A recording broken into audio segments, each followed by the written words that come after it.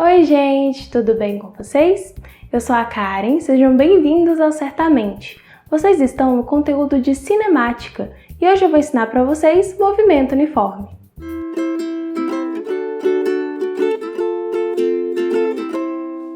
Certamente. Quando o móvel se desloca em uma velocidade constante, dizemos que ele está em um movimento uniforme. Quando esse móvel se desloca em uma velocidade constante e em linha reta, estamos em um caso de movimento retilíneo uniforme. No movimento uniforme, a posição de um móvel varia com o tempo de forma constante.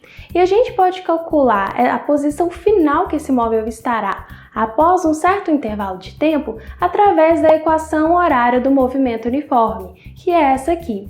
S é igual a S0 mais V vezes T, em que S é a posição final, S0 é a posição inicial, V é a velocidade constante desse móvel e T é o intervalo de tempo. Então vamos com um detalhe.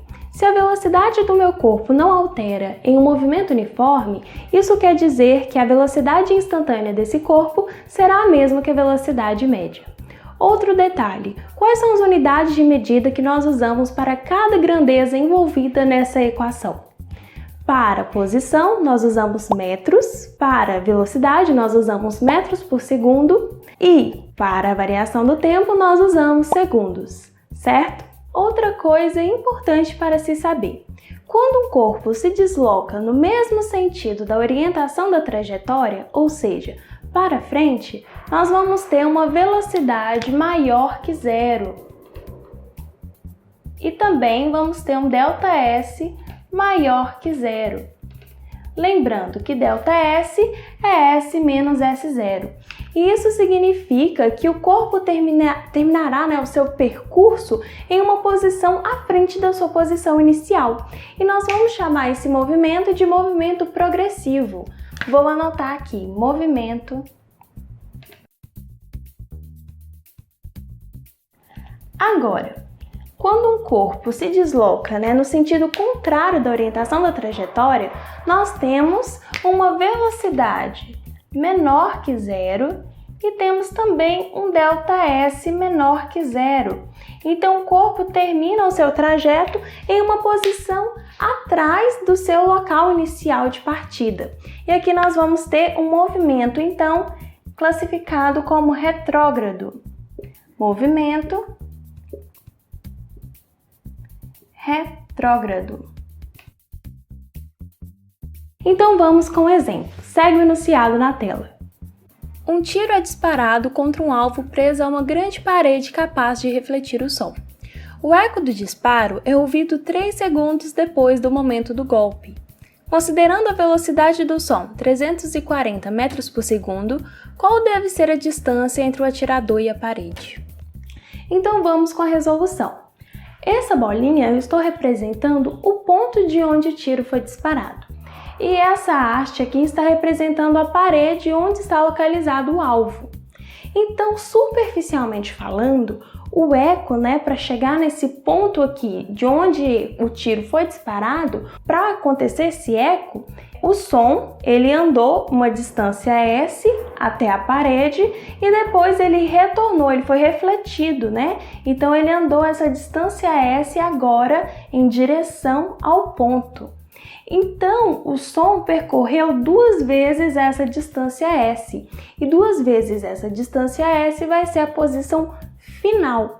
Então, S, de posição final, vai ser 2 vezes esse comprimento S. S0, que é a posição inicial, a gente vai considerar zero. Certo? E a velocidade? A velocidade a gente sabe que é de 340 metros por segundo.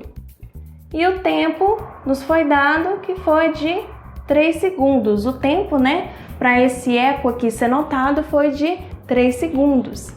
Então agora é só a gente colocar esses dados na equação horária do movimento uniforme. E aí a gente descobre a distância de onde o tiro foi disparado até a parede. Então vamos lá? Então S, que vai ser 2S, Foi uma letra ruim, mas enfim, acho que vocês estão entendendo. S0, que vai ser 0 mais velocidade, 340, vezes o tempo, que é 3.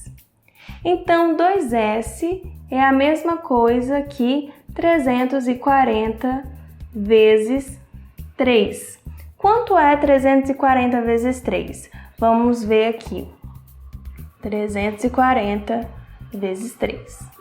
3 vezes 0, 0. 3 vezes 4, 12. 3 vezes 3, 9. Com mais 1, 10. 1020. Então, S, ou seja, a distância do ponto até a parede, vai ser 1020 dividido por 2.